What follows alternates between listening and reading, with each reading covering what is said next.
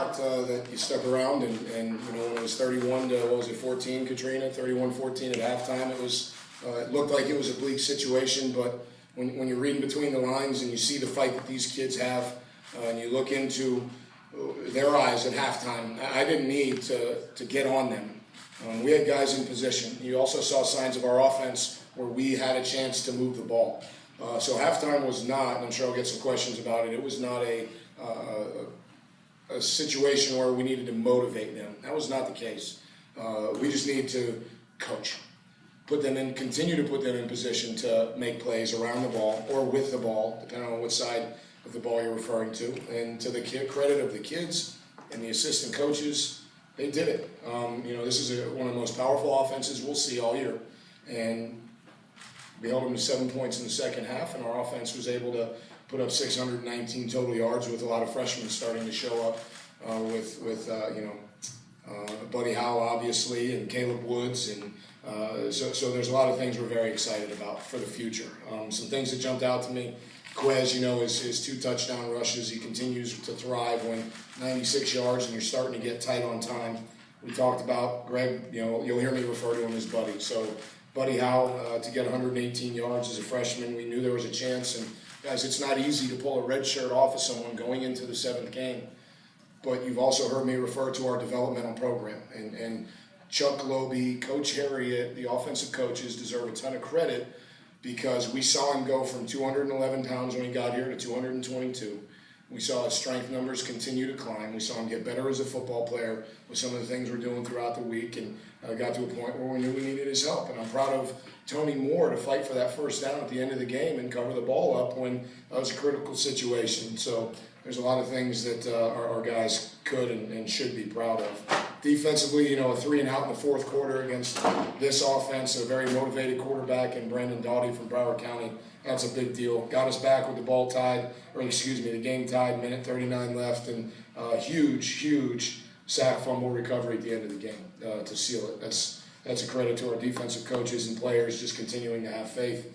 Lucky Whitehead, if you haven't heard, you should know now that he came in this morning right before pregame, started to get sick, vomiting, and had some flu-like symptoms. We didn't know if he was going to play. And to his credit, he hydrated, fought through, continued to go out there and do what Lucky can do. So got to give him a lot of credit for his mental toughness. But we continue to battle. We've been in however many close games in a row now. I think it's 5 in a row. But we're 2-1 in the conference. And everybody knows where we go next. We go to a very challenging game up in West Virginia against Doc Holliday and his very Florida-driven football team up there with a lot of players that I know a lot about. So excited for that opportunity. But we're going to enjoy this one. It's only 3:50 right now, so I'm going to get around my kids and my wife and enjoy this one for a couple hours and get right back to work tomorrow morning. So with nothing else, I'll be happy to answer any questions you got. Down 14-0, bang bang. That had to be a shock. I mean, how'd you try and get the kids going from there? Really, when something like that happens, you just coach the facts. They hit one where they play action. They had a deep route and a crosser coming over this way, and there was really a mistake. Our corner jumped the crosser when he shouldn't have, and then tried to rally. So you just coach it. Hey, listen, you're better than that. You know what to do. We've talked through this. Have some poise. Fix the problem. And I talked to the guys about it this morning. And I will not divulge the names. Don't worry about asking me. We wear ties on game day morning, right? You guys have seen us come in. Well, one of our players forgot his tie, and I talked to the players about this, but nobody saw it. On game day, we solved problems. Throughout the course of the week, we trained them to minimize problems, right? So this kid, I said, "Where's your tie?" He put his head down and said, "Coach, I forgot." He felt terrible. Before I could even say anything, there was a couple coaches standing there with ties, held out for him. It's game day. Solve problems and move on. So that's what you do. To answer your question, I know it's long-winded, but when those things happen, you solve the problem and you move on because you don't have time to lick your wounds or feel bad. We got to move and go. How impressed was it to go 6 for 6 on 4th downs when it seemed like each 4th down play you needed? Well, there were some conscious decisions there. Obviously, we hit the fake punt, great execution by Dalton and really all those guys. You had Milstead over there protecting and Alex protecting and Stoshak running a nice throw and catch there. And like we all know, this is one of the most powerful offenses we'll see. So we knew we were going to have to create some additional possessions. And you could argue that going for it and getting a fourth down is somewhere in the category of a takeaway because you're gaining a possession. And we were able to do that a few times. I think we went 6 for 6, Katrina, if that's accurate. I believe that's what I heard on the radio.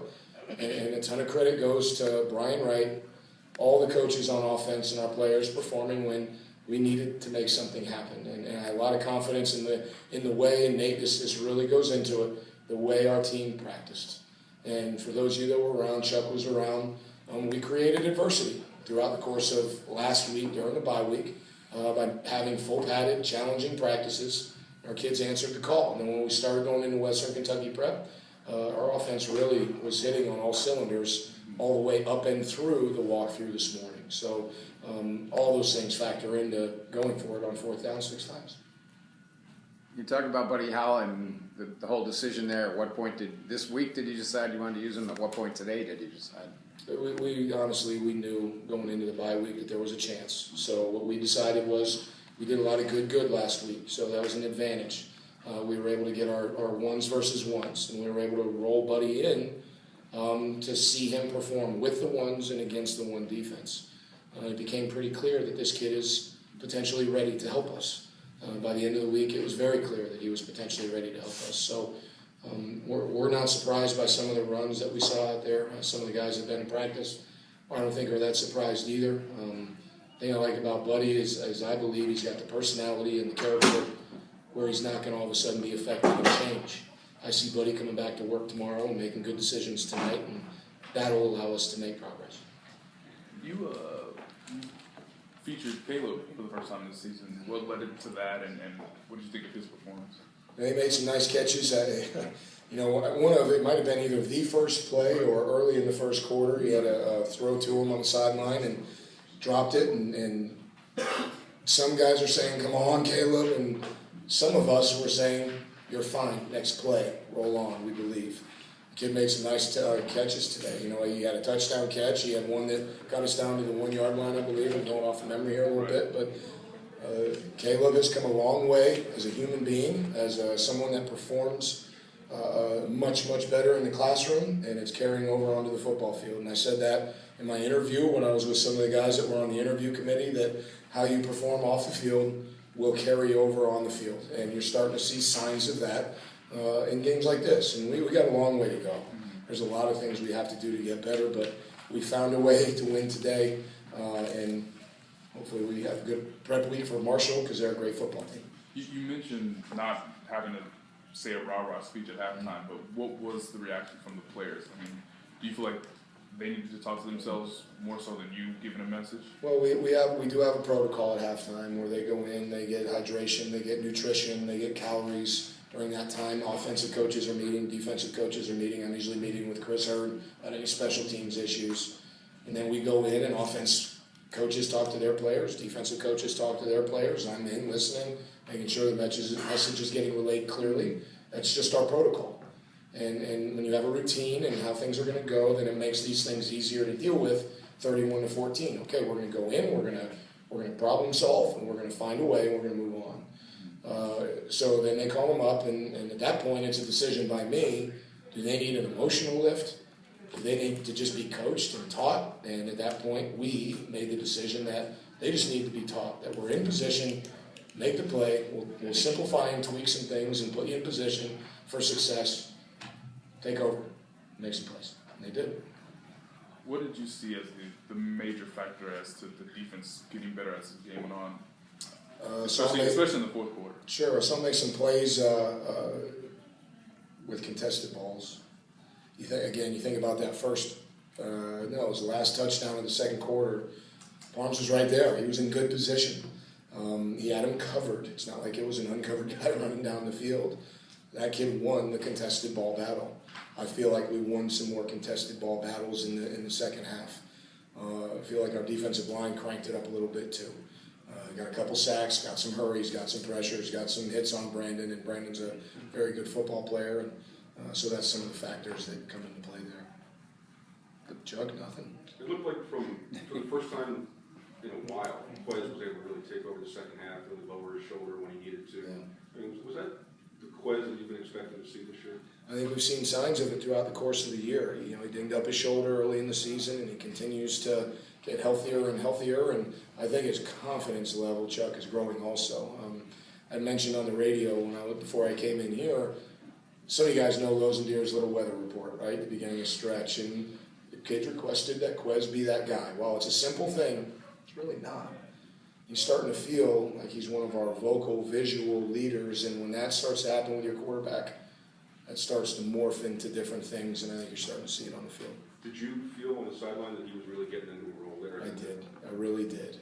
There was a point there where they come off the sideline, so it must have been the third quarter because we were going from left to right as we look at it, and we had just scored, and I searched for him, and we were down by either 7 or 10. It's all a little blurry right now, but I just said, Quez, this is your ship. It's time to start taking over, and he really already had. And his response and how quickly he said, I got you, Coach. We're going to do this. And with true confidence, not convinced, I'm going to convince myself.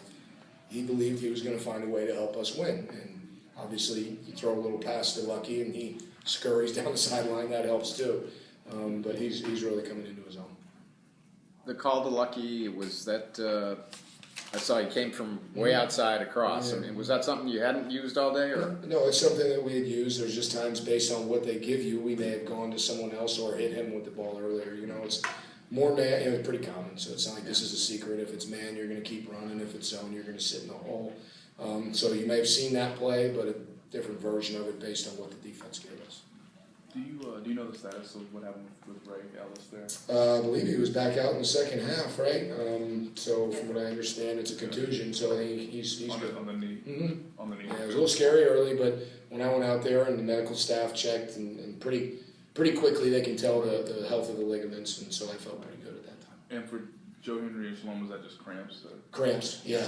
I was having some cramping issues, and you know that kind of tempo, right? And it's hard to get hydration. There's times where cramps are going to show up. You overcame a lot of penalties. Maybe the toughest one was the Dijon roughing the kicker. Was that frustrating. Or was that?